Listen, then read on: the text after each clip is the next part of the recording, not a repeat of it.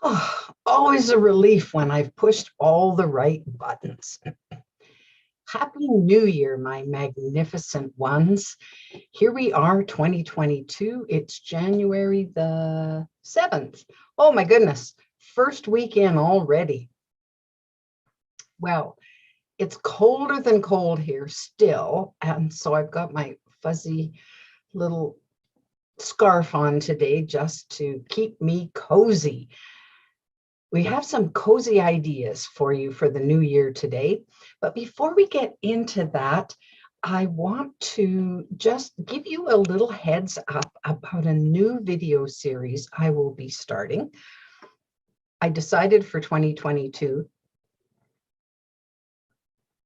that I would carry on with Tea with Sue because I had such fun last year. And once I got going, it didn't seem to be a problem to do a session every week. So I've decided to add a new series. The topic is going to be about cancer. I know there are, well, the statistics are pretty grim these days, and they indicate that one in two will deal with cancer at some point in their lifetime. Well, once we get to that 50% mark, that seems pretty daunting. And because of my own experience and my particular perspective on this, and also because of the fact that no one's really talking about it that much, then I felt it was time to weigh in on the topic. So upcoming, I think I'm going to have those videos air every Wednesday. So I'll keep you posted as to the whole unfolding of that as it goes. I'm still a little bit in the planning stages to make sure that it's going to work in the way that I want it to. So that's coming up new for this year. I'm also relaunching, it's actually the second edition of my book, Magnificent Misery. That's the turquoise book you see behind you. So I'll also announce that when it's ready. I've had my editing hat on and been working away at it. So will be ready again soon. So let's dive in for today. So today I thought we would talk about us as creators, thinking about what is it that you most want to create. So usually at the beginning of a brand new year, I spend a certain amount of time not only reviewing what I did the year before and what worked, what didn't work, what would I want to work better, and so on, but also beginning to dream about what's the new year going to be all about. Now, there's two approaches to moving into the new year, and one of them is simply, well, just whatever happens, happens. However, because we're magnificent beings, we have a lot more control over what's about to happen next than we ever imagined, particularly as it relates to our own lives. And sometimes we fall into the trap of thinking that we don't have that kind of power, which is a false assumption. It's a false belief that we don't have the power to create our own lives. We're always creating, right from the second our eyes open in the morning. We're thinking about what we want and then drawing it closer. So in a nutshell, the process is our thoughts combined with our actions create. Wait a minute, let me back up here. Now, our thoughts combined with our emotions create something. Now, it might be an idea, it might be a physical thing. It doesn't matter what it is. It's when we think about something and we add emotion to it, because emotion is simply energy that moves. All right, that's what emotion is. And our bodies are filled with emotions, good emotions, quotes, bad emotions, and everything in between, from the depths of despair to the peaks of ecstasy. And all of that along the way.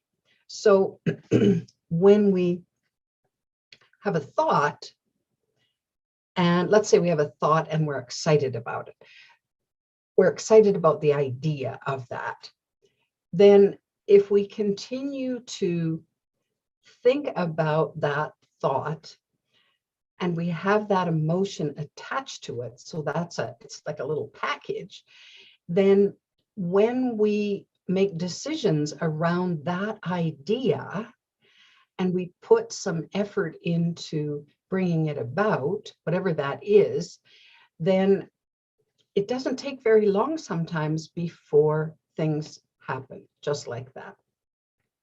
I can remember many years ago when we were fairly new, my husband and I were fairly new in the consulting arena, and we just, the money and the clients weren't coming in the way we wanted. And I can remember feeling a great deal of despair about the lack of finances at that time. And I didn't know what to do. I had done everything that I knew to generate more income, and it wasn't coming. And finally, I just kind of gave up, in the sense that I surrendered, and I was literally down on my knees saying, okay, God, we need some money and we need it now.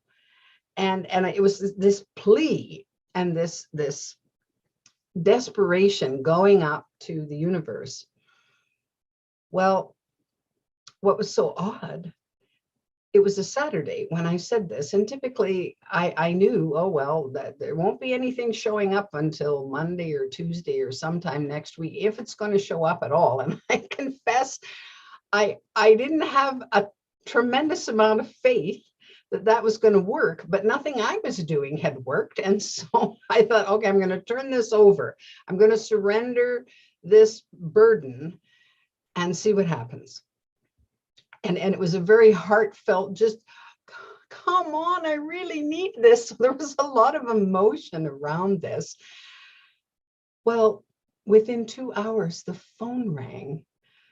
A client of ours wanting to order some tools that we sold to this client on a regular basis, and their stock was low and they wanted to bump up the stock.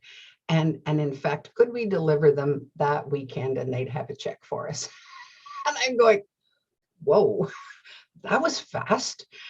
And so if you think about how things happen in your life, and let's focus for a moment on the positive things, in getting what you want, getting what you desire, getting what's important to you.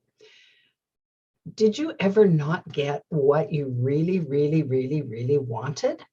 I know when I track back, even to when I was young and really, really wanted something like that was my heart's desire, I got it. So I never went without anything that was really, really, really important to me. And lots of times it was without, or it was outside of my direct power of control to make it happen. So when I found out about a trip to Greece in 2014, and I found out about it in March, and I no more had the wherewithal to go to Greece than I could hardly buy a bus ticket across the province, never mind go to Greece. And yet I saw myself there. I could see myself there. And I got so excited about the idea of this. I had no clue how I was going to make that happen for September, because it was several months away, but still, I didn't know how, and I didn't have the wherewithal to do that at that time, but I was just driven to somehow I'm there. I don't know how this is going to happen, but somehow I'm there. So I made the commitment. That was the main thing. I had enough to put down a small deposit for my seat. And then I thought, well, we'll see. Well, it was so fascinating to watch how pieces fell into place and work showed up that I had not known about, hadn't anticipated, and actually didn't even go out and beat the bushes for. The phone would just ring, and there was this opportunity, and there was this opportunity, and before you knew it, before I knew it, there was the money to go, and off I went. So it's interesting that, oh, and I'll give you a third example here. At one point, when in the old struggling days of our consulting business, we needed another car. We had kind of an old beater of a car that worked okay, but it was time to upgrade. And I just planted it in my subconscious that, yeah, we really need another vehicle. We need a second vehicle, something that's going to work better and be more reliable, and then have the opportunity to each of us go in different directions if we needed to. So I just planted the seed, and then I kind of forgot about it. I mean, it was every now and again I'd think about it, and I don't know how we're going to have a new vehicle, but we do need a new vehicle. Well, it was so weird, the circumstances, because we ended up having a social time with friends, and we decided to go to the racetrack and play the ponies. And something that I enjoyed doing as a kid, my dad used to take me to the racetrack once in a while when the big amusement park came to town, and they'd have the races going on, and I'd put my little $2 bet down. Now, I'm pretty cheap when it comes to betting the ponies. I take $20, and if I lose it, I lose it, and if I win, I win, and that's all there is to it. But it's fun because I love to watch them run. And so we were there with friends, and at the end of our time, we went down into the casino, and my husband's saying, "Come and fill out this entry form for this thing." And I'm looking at it, and I'm reading, and I'm going, well, what is this? It isn't even an entry form for a prize. It's an entry form for maybe you're going to get selected to be part of this group. But I filled it out, and he filled one out, and our friends filled one out. Well, then 10 days later, we get an envelope in the mail that's saying that my husband was selected, his entry was selected to come back to the racetrack and have a chance to draw a key. And if it was the right key, it would start a brand new truck. So we go to the racetrack and invite our friends along, and I had kind of a weird feeling about all of this, like weird in a good way. And I knew something was going to happen. I wasn't exactly sure what. Anyway, we go through this whole process. We have this nice lunch, and there's this whole key choosing process, and big treasure chest just filled with all kinds of keys. And as things worked, it was my husband's turn to take his key and start the truck. And my son and I are standing there, and I just closed my eyes waiting for the roar of the engine. And within like 60 seconds, vroom. And of course, my son and I are just bouncing up and down and speechless with excitement and delight, because we win this truck. And I'm going, who knew? Oh, for heaven's sake, that was the most amazing thing. And so if somebody had said to me, well, Sue, you're going to have your second vehicle, and this is how it's going to happen, I no more would have believed them than any other tall tale. But here was the thing, which I found so fascinating.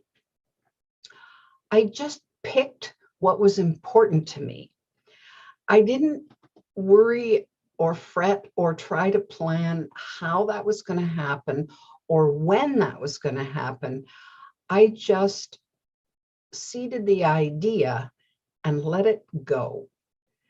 And once in a while, if it came to mind, I thought about how lovely it would be to have another vehicle, and how great that would be, and so on, and kind of reaffirmed that yes, that was still part of what I desired.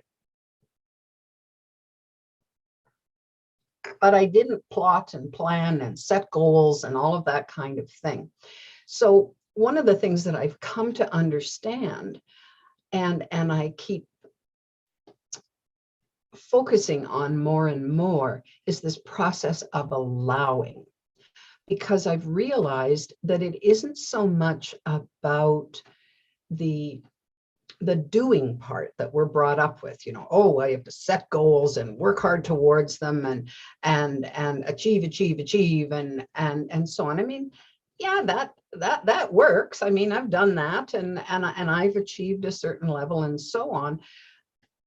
But what if there's an easier way, a more fulfilling way, a way that frees up our energies to do more creative things, to really blossom in life, to have the joy and peace without the massive amounts of effort? Because I've certainly found that the universe tends to know how to access what it is that I desire a whole lot faster and easier and better than what I do.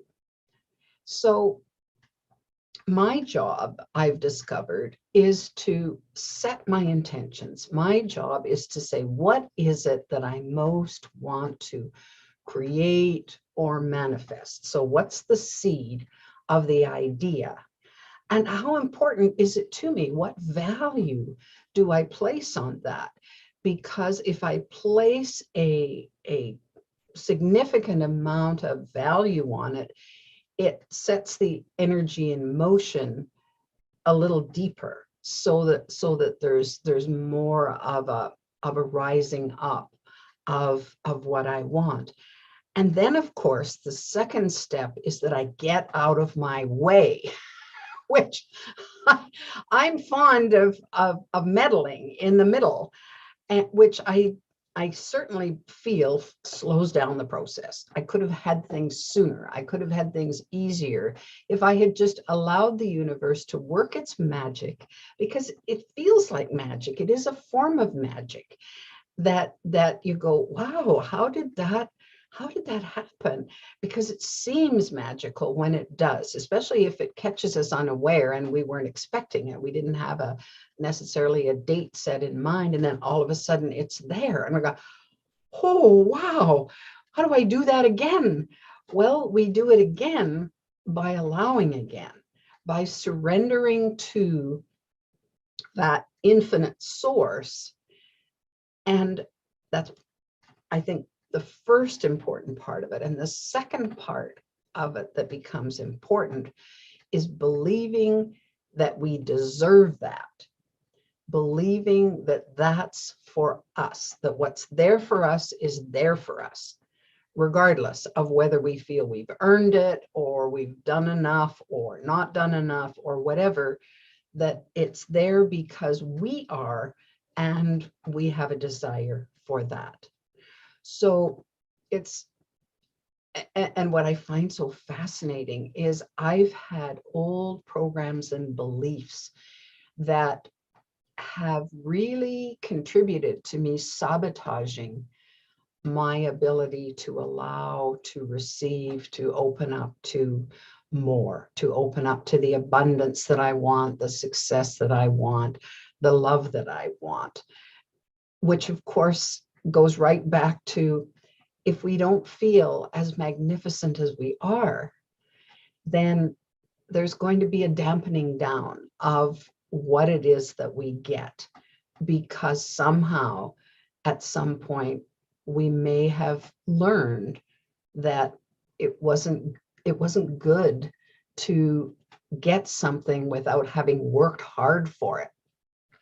I came from a long line of hard workers, and my ancestors and my relatives worked hard for every penny they got.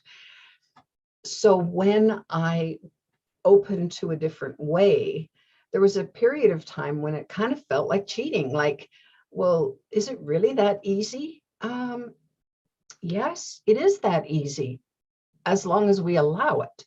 So the part that I focus on now is more the allowing, more the surrendering, more not being so fixated on, well, how is that even going to happen? I can't even imagine that that could happen. Well, if you can't imagine that it could happen, then you're going to have a hard time getting it, because where does imagination come from?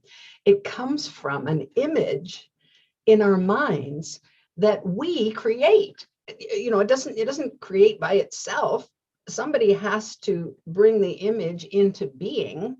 So you see palm trees on a beach in a magazine, and you go, oh, I would love to be there. Oh, I can just see myself sitting on that lounge chair, sipping my favorite beverage and basking in the sun, and I can hear the surf, and it's so real to us, even though here we are sitting in our chairs and it's minus 25 degrees Celsius, and it's freezing out there.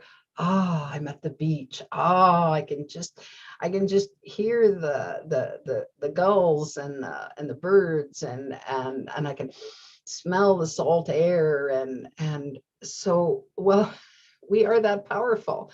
We bring it into being right here, right now, in the moment. It might take a little time for reality to manifest itself, so that the actual physical thing where we're able to be there. And of course, there's a point at which we weigh in and do what needs to be done. Book the flight and buy the travel insurance and book the hotel and all of these things that go. But it's the having the ability to do that, to surrender and allow the time to be able to take that time off, and the resources to be able to fund that so that we can go. So, and there's so many ways of that happening, that if we're not fixated on, well, it can only happen this way. I've had that for lots of years, where I thought, well, the only way I can see is this way. But the universe can see all of this. So why not let the universe do what the universe knows best how to do, to provide you with your heart's desire? So you create it by the visual, by the image, by imagining, by dreaming it into being, and then the universe takes over. Because once they see that you're committed, and how are you committed? You're committed with your emotions. You've become determined that that's what I want, and there's some energy around that. So that's how I see it working in my own life, and I've seen it work in other people's lives as well. So a mentor of mine by the name of Chris Angel, he was talking yesterday on a Zoom call about his magic bucket. And at the end of the day, he sits down and thinks about all the things he's grateful for that have happened during that day, and then decides to put something that he wants in this magic bucket, so that he can just step back and watch it manifest. And it's so funny how our minds work, because he was relating how he put this idea, this thing that he wanted, into the bucket, and then immediately his mind went to all the ways that he couldn't have that. Well, despite that, the next day the phone rings, and what he had put in the bucket pops out, and you go, whoa, that was fast. So I was delighted with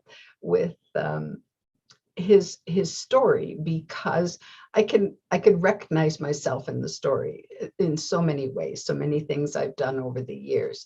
Well, I want to do myself a favor now and make it easier, make it as easy as possible to get what it is that is my heart's desire.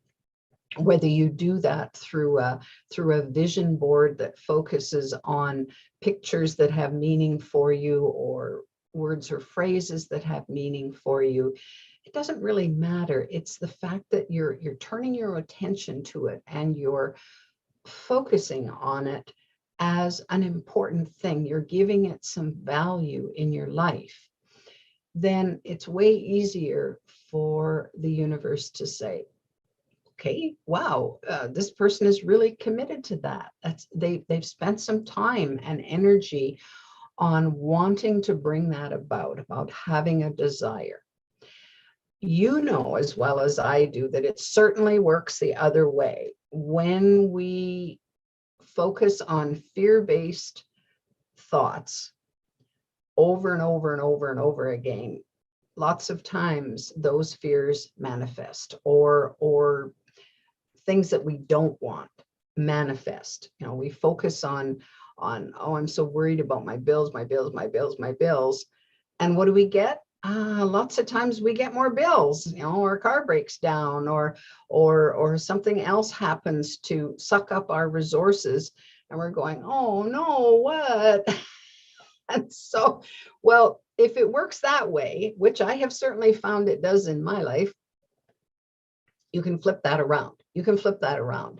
So your work is more about eliminating, or at least replacing, those old beliefs and programs about what you're worth, what you deserve to have, and how that's going to happen. Change your thinking and change your mind about some of those. Well, it can only happen this way. I have to work hard for what I get in life, or I never seem to get ahead, or all of those old programs that we've had at a time in our lives when we couldn't understand how to think differently about that. We couldn't argue with it. It was just planted into our brains. Well, now it's time to pull some of that out and take a look at it and say, is that really true?